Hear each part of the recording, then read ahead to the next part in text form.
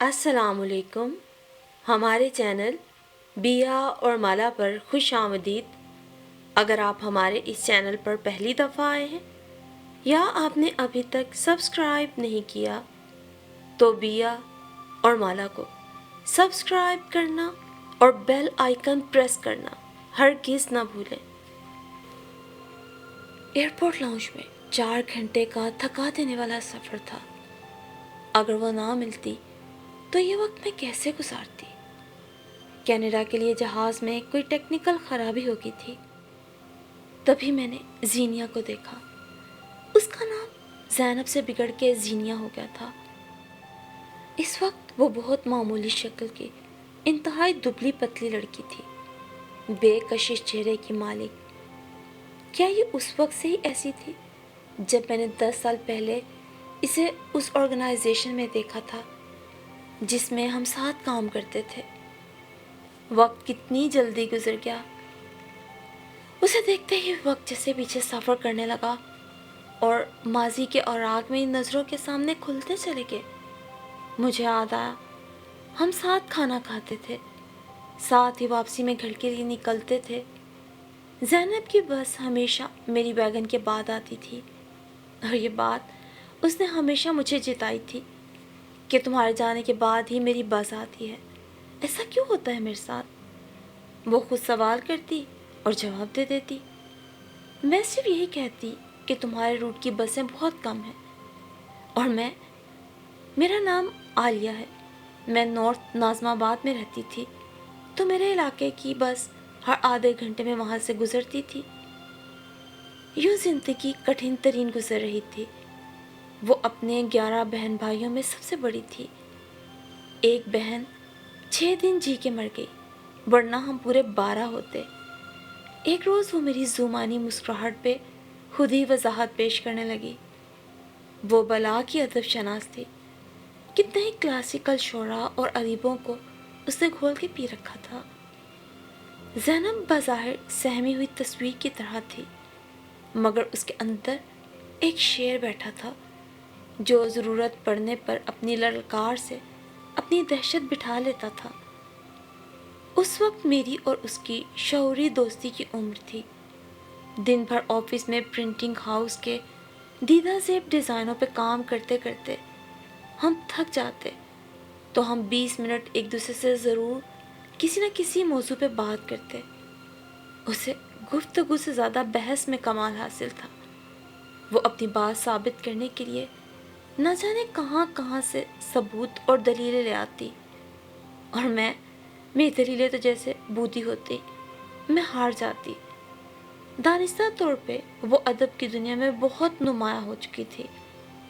یہ میں نے اس لیے کہا کہ اب سے 10 سال پہلے ایسا کچھ نہیں تھا. اسے اپنی شخصیت کا احساس تھا کہ وہ گلیمرس نہیں ہے، بہت آگے نہیں جا سکتی. وہ اپنے گھر کے ماحول سے بہت بیزار تھی. بقول اس کے، جب میں نے BA کیا تو میرا ایک اور بھائی پیدا ہوا. اب بتاؤ، اماں پیدا کرتی جائیں اور ہم پالے جائیں، کیا یہی زندگی ہے ہماری؟ بظاہر وہ سہمی ہوئی لڑکی اپنے اوپر بیتی مجھے بتانے لگی. مجھے نفرت سی ہو گئی ہے ماں بننے سے. میں نے اپنی چھوٹی سی عمر میں اتنے بچے پالے ہیں کہ اب مجھے بچے پیدا کرنے کے خیال سے ہی کوفت ہوتی ہے. ایک روز زینب نے اپنے گھریلو حالات کے بارے میں بتاتے ہوئے بہت برا سا منہ بنا کے کہا تھا، زینب تم شادی کر لو.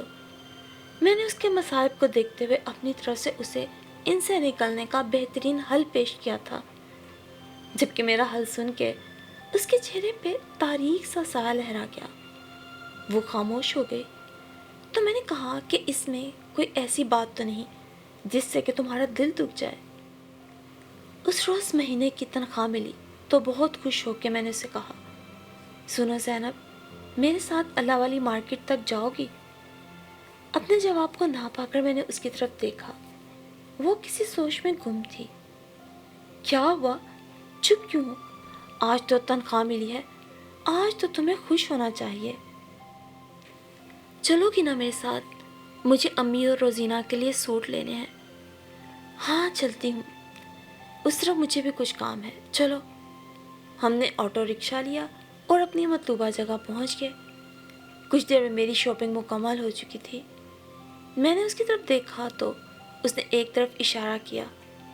वो आइनों की मार्केट थी। शीशा मार्केट की तरफ कदम बढ़ाते हुए मैंने फिर उसकी तरफ बहुत हसरत से देखा, क्योंकि उसने कपड़ों के इंतखाब में मेरा साथ ज़रूर दिया, मगर खुद अपने लिए कुछ भी नहीं लिया था। अजीब लड़की है, मैंने दिल में सोचा था। और फिर बाजार से उसने दरमियाने साइज का दीवार पे नस्ब करने वाला खूबसूरत सा आईना खरीदा था। काले और सुनहरी धारियों से आईने के चारों तरफ नक्श निगारी थी, जबकि आईने के ख़त्म होते हुए हिस्से पर एक दराज थी जहाँ मेकअप की अशिया रखी जा सकती थी। इतने बड़े आईने को ले जाना भी एक मसला था। गो कि ज़ैनब ने बड़ी अच्छी तरह से उसको पैक करवाया था, मगर बस या वैगन पे ले जाना अक्लमंदी नहीं थी। वो सोच में गलता थी। तब मैंने कहा, रिक्शे में चलते हैं, पहले मैं तुम्हें उतार दूंगी, फिर खुद। फिर इखलाकन मुझे उसके घर भी जाना पड़ गया। यूं उसके घर मेरा ये पहला तारुफ था। 3 कमरों का मुख्तसर सा फ्लैट और 14 अफराद, जिनमें लड़कियों की तादाद 8 थी। जाने कैसे गुजारा होता होगा। ज़ैनब की बहनें लपक के हमारे पास आई। उनके चेहरों पे खुशी आया थी। हाय, शुक्र है आईना तो आ गया, अब मज़ा आएगा ना। अब ढंग से बाल बनेंगे, मुंह धोएंगे तो पता चलेगा धो के मुंह कैसा लगता है। अब तो तैयार होने का भी मज़ा आएगा, कंघा करने का भी मज़ा आएगा। छोटे छोटे शीशे तो आग लगाओ। हाय, ये कितना प्यारा है। देखो, हम दोनों इसके सामने खड़े हो सकते हैं आराम से। ज़ैनब की बहनें घूम घूम के इतरा के आईने को सताइशी नज़रों से देख रही थी। तब एक बहुत ही दुबली पतली सी खातून अंदर दाखिल हुई। मलकिची सी साड़ी में मलबूस थी। चेहरे पे बेजारी लेकर उन्होंने लड़कियों को डांटना डपटना शुरू कर दिया। अरे, ये क्या उधम मचा रखा है, तुम्हारे बाबा अभी आए हैं थके हारे, इतना तमाशा लगाने की ज़रूरत नहीं है। अब बैठी सारा दिन देखती रहा करना आईना। चलो जाओ, पहले बाबा को चाय देकर आओ। फिर अचानक मेरी तरफ देख के बोली, आप कौन? जी, मैं ज़ैनब की सहेली हूँ, आलिया। मैंने ज़ैनब की तरफ इशारा किया, जो अपनी बहनों की मदद से आईना दीवार में नस्ब कर रही थी। अरे, इसका नाम भी इसके अब्बा के दोस्त नहीं रखा है। अच्छा खासा ज़ैनब नाम था, ना जाने ये ज़ीनिया क्यों रख दिया है। वो चिढ़ के बोली तो ज़ीनिया की बहन ने कहा, अरे अम्मा, ये नाम सबसे अच्छा है, आपा पे सूट भी करता है। आपा मॉडर्न मॉडर्न लगती है। अच्छा, ज़्यादा तारीफ़ें करने की ज़रूरत नहीं, चलो अपने अब्बा के लिए रोटी बनाओ। और देखो जाके ज़ुबैर और मुबशिर को भी कहीं खाना खाए बगैर ही ना चले जाए। तुम लोगों को तो अपनी हंसी ठठोल में किसी बात का होश ही नहीं रहता। इस तमाम अरसे में ज़ीनिया अपने काम में मगन रही। उसकी बहनें खासी खुश इखलाक थीं। वो जल्दी से मेरे लिए लीमू का जूस ले आई।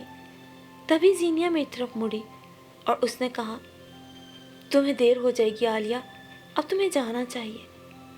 मैं उसके कहने पे खड़ी हो गई और मैंने देखा कि घड़ी में रात के 8 बज रहे थे। आओ, मैं तुम्हें नीचे तक छोड़ दूँ। उसकी अम्मी को खुदा हाफिज़ कहती हुई मैं उसके साथ नीचे आ गई। पीछे उसके बहन भाइयों के शोर करने और लड़ने की आवाज़ें तीसरे फ्लोर तक आती रही थी। उसने मेरा शुक्रिया अदा किया और मैं बहुत कुछ सोचती और उसकी ज़ात को कुरीदते चली आई। तुम्हें पता है, मेरी अम्मी को दुनिया का कुछ नहीं पता। उस दिन हम दोनों मदर्स डे के हवाले से कार्ड डिज़ाइन कर रहे थे जब माँ के मौजू पे गुफ्तगू होने लगी। वो कैसे? मुझे हैरत हुई। मैं खुद अपना दाखिला लेने गई थी स्कूल में भी और फिर कॉलेज में भी। फिर मेरी देखा देखी मेरे बाकी बहन भाई भी पढ़ाई में दिलचस्पी लेने लगे। बस वो तो सब्जी गोश्त लेने के लिए भी घर से निकलती हैं। कपड़े हमारे अब्बा ला देते हैं, बाकी उन्हें कुछ मतलब नहीं। फिर तुम, मेरा मतलब है, ऐसे क्यों है? मैं कुछ कहना पा रही थी। پھر بھی سوال اٹھ گیا۔ ظاہر ہے پٹنہ کے گاؤں سے بیاہ کر 14 سال کی عمر میں ابا کے ساتھ آئی تھی۔ پھر ابا پاکستان لے آئے۔ ابھی تک دیہاتی طرز پہ ہی زندہ ہے۔ 1% فرق تو آ گیا ہے۔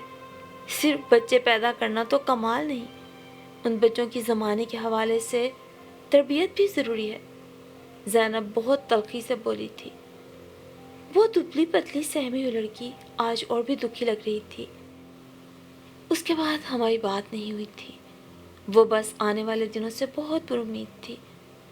وہ زندگی کو زندگی کی طرح جینا چاہتی تھی، اپنے بہن بھائیوں کے لیے کچھ اچھا کرنا چاہتی تھی۔ اس کے عزائم بہت بلند تھے، وہ ان کو پورا کرنے کے لیے بہت آگے نکل گئی۔ اور جب اس کی عمر کے سنہرے 6 سال اپنے گھر اپنے بہن بھائیوں میں بسر ہو گئے تو اس وقت 38 سال کی ہو چکی تھی وہ۔ اس کی 2 بہنوں کی شادی ہو چکی تھی، ایک بہن اور بھائی اپنے پیروں پہ کھڑے ہو چکے تھے۔ 6 ماہ پہلے اس کے ابا کا انتقال ہو چکا تھا۔ اپنے گھر کی چھوٹی چھوٹی ضرورتوں کو پورا کرتے کرتے وہ بہت سے لوگوں کی ضرورت بن چکی تھی۔ یہ مجھے بہت بعد میں معلوم ہوا کہ وہ اپنی اس زندگی سے خفا تھی جو اسے ورثے میں ملی تھی، اور آنے والی زندگی میں کوئی عکس بھی وہ نہیں چاہتی تھی کہ پرانی زندگی کا پڑے۔ میں الیکٹرانک میڈیا سے وابستہ ہو گئی تھی۔ وہ کہاں تھی مجھے کچھ نہیں پتا، لیکن مجھے بہت یاد آتی تھی کہ ہم نے بہت سے اچھے دن ساتھ گزارے تھے، گھنٹوں بحث و مباحثے کیے تھے، ایک دوسرے کے دکھ سکھ میں ساتھ دیا تھا۔ وہ خود کو منوانے کے لیے جانے کس دیس کے سفر پہ رواں تھی۔ زندگی بھر جدا نہیں ہوتے، درد بھی باصول ہوتے ہیں۔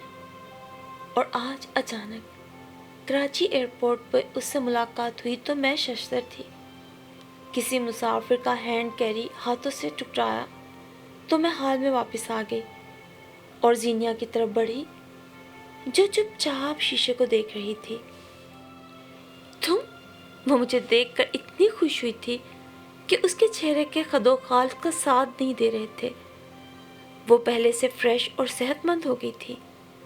میں نے غور کیا کہ اب اس کی مسکراہٹ میں طنز نہیں تھا، بہت کھلی کھلی واضح مسکراہٹ تھی۔ تم تو پہلے سے بھی خوبصورت ہو گئی ہو زینیا۔ میں نے اس کو یہ کہنے میں ذرا دیر نہیں لگائی۔ دراصل تم آج بھی مجھ سے ویسے ہی پیار کرتی ہو، اس لیے وہی انداز دکھایا تم نے۔ اس نے حساب برابر کیا۔ تم خوش کرنے کا موقع نہیں چھوڑتی ویسے عالیہ۔ آؤ سامنے کافی ہاؤس چلتے ہیں، 4 گھنٹے سے زیادہ وقت بھی لگ سکتا ہے۔ اس نے بیگ اٹھایا اور ہم دونوں ساتھ چلتے ہوئے کافی ہاؤس میں چلے آئے۔ کافی کے آرڈر کے ساتھ میں اپنی بے تکلفانہ عادت سے مجبور ہو کے کہہ اٹھی، سنو زینیا، شادی ہو چکی تمہاری؟ میری تو 3 سال کی بیٹی ہے حورین، اور میرے شوہر فرحان مارکیٹنگ سے وابستہ ہیں، بہت محبت کرنے والے اور مخلص شوہر ہیں۔ سب ٹھیک ہے الحمدللہ۔ دراصل میری بہن کے سسرالی عزیز آ رہے ہیں تو بہن کی بیماری کی وجہ سے میں ان کو ریسیو کرنے آئی ہوں۔ سوچ رہی تھی انتظار کی اذیت کیسے دور ہو، تو دیکھو اللہ کی کرنی تم مل گئی۔ ہو سکتا ہے اللہ نے مجھے تم سے ملنے کے لیے ہی بھیجا ہو، وہ لوگ تو بس ایک بہانہ ہو۔ میں خوش دلی سے بے تکان بولے جا رہی تھی۔ زینیا نے میری طرف دیکھا اور کہا، انتظار میں تو اذیت ہوتی ہی ہے۔ اس کے لہجے میں ایسا کچھ تھا کہ بہت کچھ پوچھنے کو دل چاہا۔ میں کافی کا گھونٹ بھرتے ہوئے بولی، سنو زینیا، سب ٹھیک ہے نا؟ ٹھیک تو کچھ نہیں ہوتا، سب کچھ ٹھیک رکھنا پڑتا ہے۔ تمہاری باتوں میں وقت کے ساتھ اور گہرائی پیدا ہو گئی ہے، لیکن کچھ بتاؤ تو صحیح، ان سالوں میں کیا کچھ حاصل کر لیا، کیا کچھ بیتا؟ بہت کچھ حاصل کر لیا، وہ جس کی تمنا ہر ایک کو ہوتی ہے۔ زینیا کافی کا مگ ختم کر کے ٹیبل پر رکھتے ہوئے بولی، اچھا؟ میں حیران ہوئی۔ ہاں، تم سننا چاہو گی؟ وہ مجھے بہت سنجیدہ لہجے میں کہنے لگی۔ آف کورس زینیا، میں کیوں نہیں سننا چاہوں گی؟ تم میری دوست ہو، تمہیں اندازہ نہیں میں تمہیں زندگی کے کس کس مقام پہ مس کیا، کب کب تمہارے بارے میں سوچا نہیں۔ بہت کچھ تھا جو تم سے کہنا چاہتی تھی، سننا چاہتی تھی، لیکن درمیان میں اتنے سال آ گئے۔ بتاؤ تو اتنے سالوں میں کیا کچھ ہوا جو مجھے نہیں پتا؟ پہیلیاں مت بجھاؤ، مجھے یہ مومو کی زبان اب سمجھ نہیں آتی۔ کیا کرتی ہو اب، اور کون کون ہے تمہاری زندگی میں؟ کیا کرتی ہوں میں؟ اس سوال کا جواب گفتگو کے آخر میں دوں گی۔ تمہیں پتا ہے نا عالیہ، میری امی کو کتنی خواہش تھی کہ ہمارا گھر زمین پر ہو، 7ویں 8ویں فلور سے وہ عاجز تھی۔ خیر، امی عاجز تو ہر چیز سے تھی، میرے ابا کی عاجزی سے لے کر بچوں کی عاجزی تک انہیں قطعاً کچھ پسند نہ تھا۔ اور پھر گھر میں بڑی اولاد میں تھی، اور بہت نفسیاتی دباؤ کا شکار ہو کر میں نے اپنی صحت تک کھو دی۔ اس کی آنکھیں یہ سب بتاتے ہوئے ہلکی ہلکی گیلی ہو رہی تھی۔ وہ بھی شاید سب بتانا چاہتی تھی، کسی بوجھ سے آزاد ہونا چاہتی تھی۔ مگر زینیا، تم یہ تو بتاؤ، تم نے اتنا عرصہ کیا کیا، کہاں رہی، تمہاری ملازمت کہاں تھی، سب ٹھیک تو ہے نا؟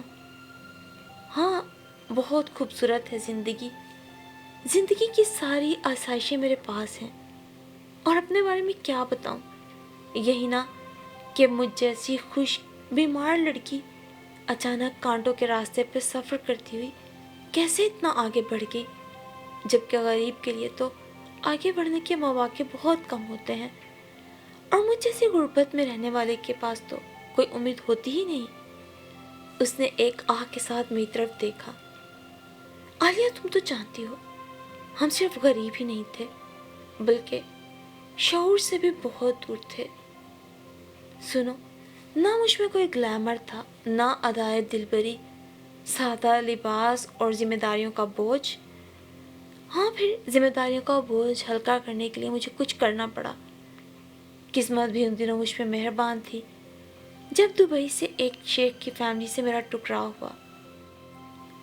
تمہیں پتہ تو ہے میری عربی بہت اچھی تھی، بس عربی کا علم ہی مجھے زندگی کے تمام مصائب سے نکالنے کا وسیلہ بن گیا۔ یوں سمجھو کہ وہ لوگ مجھ پہ مہربان ہو گئے، اور وہ عرب خاتون مجھے اپنے ساتھ لے گئیں۔ ان کے ساتھ دبئی میں رہ کے میں نے بہت کام کیے۔ میں پیچھے رہ کے کام کرتی تھی، لیکن دبئی کے اور یہاں کے پس منظر میں زمین آسمان کا فرق تھا۔ ان عرب خاتون کے بچے مجھ سے بہت مانوس ہو گئے تھے۔ ان کی تعلیم و تربیت، رکھ رکھاؤ سے لے کر زندگی کے ہر معاملے میں وہ میرے احسان مند تھے، کیونکہ میں ان کی آیا کا کام کرتی تھی۔ بدلے میں انہوں نے مجھے اتنا نوازا کہ دنیا کی ہر فکر سے جیسے میں آزاد ہو گئی۔ زندگی بھلے گلاب نہ سہی، مگر خوشبو انسان کے وجود میں ہوتی ہے۔ یہ کہہ کے وہ چپ ہو گئی، پھر بولی، میں نے شادی نہیں کی، یا یوں سمجھو کسی نے مجھ سے شادی نہیں کی۔ یہ سوال تمہارے ذہن میں پیدا ہو رہا ہوگا۔ اصل میں عالیہ، شادی تو 2 دنوں کا سودا ہے۔ دل کی شادی تو نہ ہو سکی، مگر 8 بچوں کے باپ کا پرپوزل میں نے پچھلے سال قبول کر لیا ہے۔ یہ میرا احسان ہے ان عرب خاتون پر جو اب اس دنیا میں نہیں، مگر ان کے آخری الفاظ تھے کہ ماں بن کر میرے بچوں کا خیال رکھنا، میں دنیا میں نہ رہوں گی تو بھی مجھے اگلی دنیا میں یہ سکون ہوگا کہ مجھ سے زیادہ چاہنے والی اور خیال رکھنے والی میرے بچوں کے سر پہ موجود ہے۔ اور پھر میں ماں نہیں بن سکتی تھی، مگر دیکھو تو ماں بن گئی ہوں، وہ بھی 8 بچوں کی۔ وہ ہلکا سا مسکرا کر بولی۔ پلکوں کے کنارے گیلے ہو رہے تھے، اور میں نہ مسکرا کر اسے تسلی دے سکی، نہ ہی کچھ ایک لفظ بھی ادا کر سکی۔ تبھی جہاز کی روانگی کا اعلان ہو رہا تھا، اور وہ خشک چہرے والی لڑکی نپے تلے قدم اٹھاتی آگے بڑھتی جا رہی تھی۔ پل بھر کو مڑ کے واپس آئی تھی، اور اس نے بس اتنا ہی کہا تھا، دیکھو عالیہ، تم کیا کہو گی، میں خوش نصیب ہوں کہ بد نصیب، دنیا کی ہر خوشی، ہر نعمت، ہر آسائش آج میری جھولی میں ہے۔ ماں نہ بننے کے باوجود بھی میں اتنے بچوں کی ماں ہوں۔ تم بتاؤ، کیا میں اس صدی کی سب سے خوش قسمت عورت ہوں یا پھر سب سے بد قسمت؟ یہ سوال کر کے وہ مجھے دیکھتی مسکراتی ہوئی مجھے گلے ملی اور تیز تیز قدم اٹھاتی ایئرپورٹ کے اندر داخل ہو گئی۔ وہ اس صدی کی سب سے کامیاب عورت تھی یا ماں، اس کا فیصلہ میں تو کر چکی ہوں۔ آپ کیا کہتے ہیں؟ آپ بتائیں۔